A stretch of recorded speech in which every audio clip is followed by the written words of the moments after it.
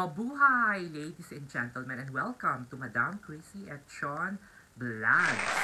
In today's vlog, ipapakita ko kayo ng mga language na ginamit ko through the years.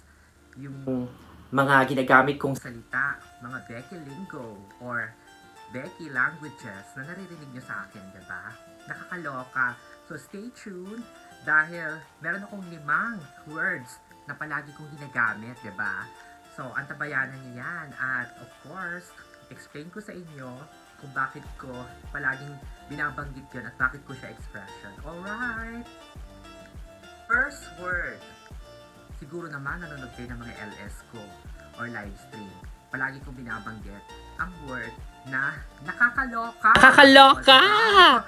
Ganon. O, diba? Ayan.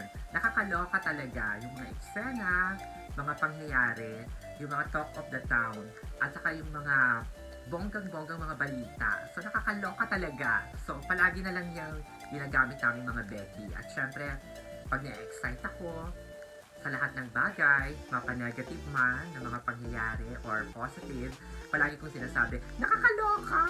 Oh my gosh! Syempre, kahit na-i-impress ako, positive ka, pwede ko rin siyang gamitin, nakakaloka. O, diba? So, favorite word ko yan. Talagang pag nagbablog ako, and of course, naka-LS, naririnig yan sa sinasabi ko yan, diba? Icebreaker yung expression na yan, o diba? So, ayun.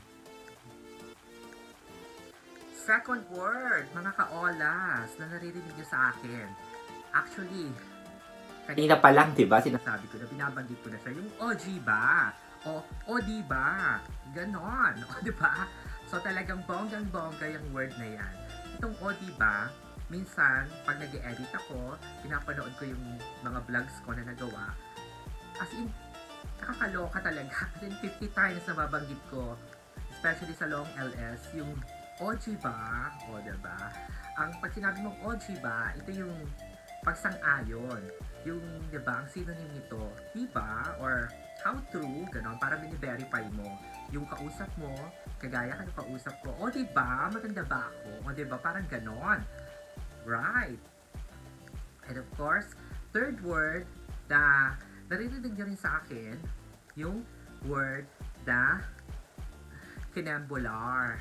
O yan, o diba, medyo bago-bago ito, diba? Kasi ito naririnig ko rin sa ibang mga Becky vloggers, mga pageant vloggers, diba, yung word na kinambular. Hindi ko siya masyadong ginagamit kasi mostly yung mga communication ko, yung pag-uusap ko talaga minsan talaga pag nasa duty, diba, more of talagang formal siya or casual. Alam mo naman magsalita ako ng kinambular, mga kinambular. Ibig sabihin nito, sa UK, yung endamalaki, yung sa Tagalog, samut-sari, diba? At lahat na, o diba, all sorts. So, magandang banggitin niya mga kinambular. Tuwan-tuwa ako pag naririnig ko yung word. Depende sa pagsabi din, diba? Kaya, bonggang-bongga ang word na kinambular. Another word, syempre, idol natin si Miss Rupa Gutierrez, ang ating Miss World Second Princess. Palagi niya sinasabi, diba? Ay, grabe! O, diba?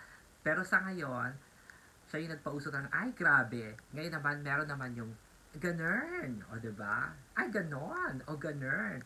O, diba? Sabi ko sa inyo, puro o, diba? At syempre yung word na ganern. Ibig sabihin nun, sumasang-ayon ka. Or it's either sumasang-ayon ka or sa Becky Lingo, parang bini-verify mo yung information na nakuha mo. O, diba? Or talagang, ay, ganern.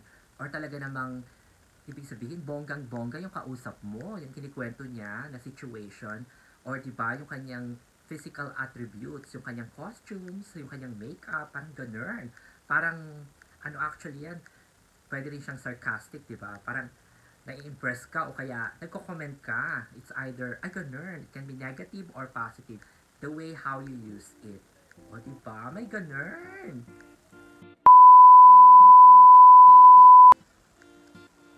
Etong fifth word na ituturo ko sa inyo ay talaga naman bonggang-bongga.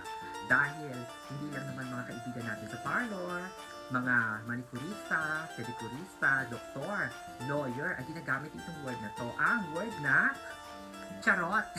O, diba? Nagulat ako. Kasi yung doktor na nakamit ko rito sa UK, na nag-work siya sa Baguio, talaga ang expression niya, charot.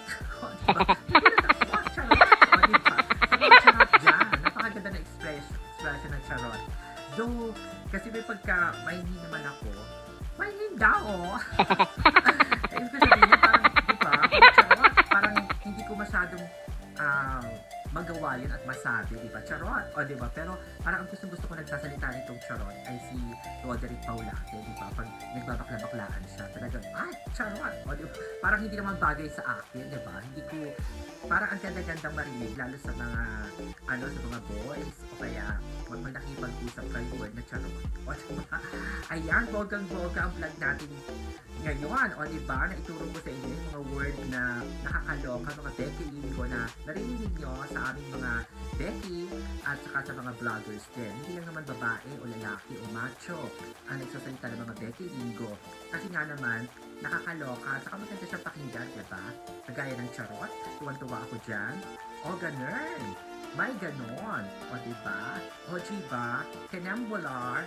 At saka syempre, nakakaloka. Dahil nakakaloka itong vlog ko, gusto ko sanang batiin kayo ng Happy Holidays, of course, Merry Christmas. Alam ko tapos na ang Pasko. Sana naging maganda at maayos ang inyong pagdiriwang ng kapananganakan ni Jesu Cristo, diba? And of course, alam ko, marami sa atin ang may mga wish, sana natupad yun. At ngayon magkakaroon na tayo ng New Year's resolution and Happy New Year sa inyo lahat. Sa nabulong ay! Gakon! O diba? Nabubulol! May nag-iisip sa akin. O diba? Salubungin natin ang 2024 ng masaya, may peace of mind.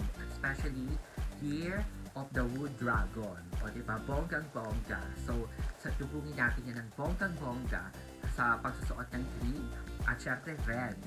Oo. Diba? So, maraming salamat po sa inyong lahat. At sa mga hindi pa nakadikit sa akin, please like and subscribe to my YouTube channel. O, diba? At para palagi kang updated sa aking mga ganap at hanash, diba? Ring the or press the notification bell. Alright. So, yun lang po. O, diba? Sana okay kayong lahat. At syempre, diba?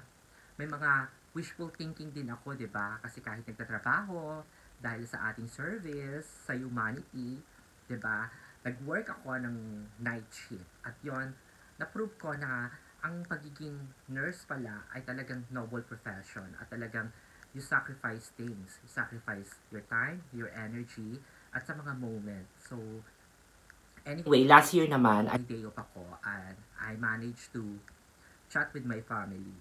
Pero, ganyan talaga ang buhay. Importante, mahalaga ang lahat. So, shout out sa inyong lahat. Gusto kong batiin si Miss Peachy Aceron ng Happy New Year. Si Kitty Cat TV in Hong Kong, Miss Lang Natividad, Jessie Blue TV, Maria and Judith Sifton, Kenzie B Official, Rose Official, Eden, Ryson Kimpo Vlogs, Beth Pilapil, Miss R.A. Garcia, at sa lahat po. Especially din kay, kay Hiwa Vlogs, kay Notamoto Official, kay Marie, si shoutout ko din si babait siya, diba? Si Celsha Vlog. At of course, si Gazel Ortega na paborito natin na beauty pageant vlogger na talagang pinati ako ng Merry Christmas. Of course, Donel Ponce, si Canation, at sa lahat po ng sumusuport kay Madam Christy. And of course, ang mga Katnil at mga friends ni Miss Catherine Bernardo dahil pinapanood nyo yung mga reaction ko, syempre sa mga LS ko. Gusto ko na nandyan si Miss Catherine Bernardo. O diba? Idol natin siya. O diba? So this is your Madam Christy na nagsasabing, kung gusto nyo maging masaya, ugaling, tumawa. Okay, bye! Thank you for watching and please like and subscribe and hit the notification bell for more ganap.